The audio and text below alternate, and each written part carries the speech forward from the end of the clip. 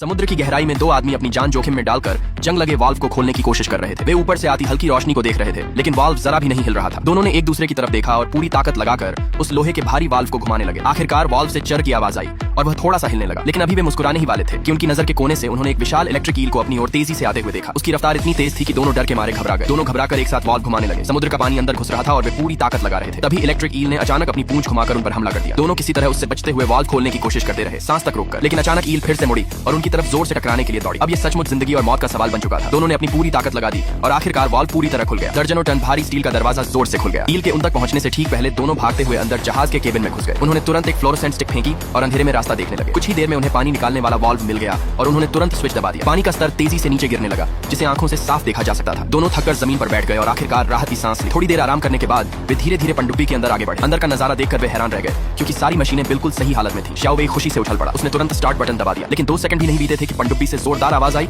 और सब कुछ बंद हो गया। जॉनसन ने तुरंत बिजली की प्रणाली चेक की, लेकिन उसका चेहरा तुरंत उतर गया, क्योंकि पनडुब्बी को चालू करने के लिए लाखों वोल्ट की हाई वोल्टेज बिजली की जरूरत थी। ये सुनते ही शाओ वेई पूरी तरह निराश हो गया। उन्हें लगा कि अब बचने की कोई उम्मीद नहीं है, लेकिन उसी समय जॉनसन की नजर बाहर चमकती हुई रोशनी पर पड़ी। शाओ वेई तुरंत समझ गया कि वह क्या सोच रहा है। उसने तुरंत टॉर्च उठाई और उस रोशनी से इलेक्ट्रिक ईल को अपनी तरफ आकर्षित करने लगा। उधर जॉनसन ने अपने हाथ में बिजली पकड़ने वाली रॉड कसकर पकड़ ली और घातक वार करने के लिए तैयार हो गया। और जैसे ही ईल ने हमला किया, बिजली सीधे पनडुब्बी में चली गई। एक ही पल में पनडुब्बी पूरी तरह बिजली से भर गई। सच में ये ऐसा था जैसे सिर्फ 1 सेकंड में पनडुब्बी चार्ज हो।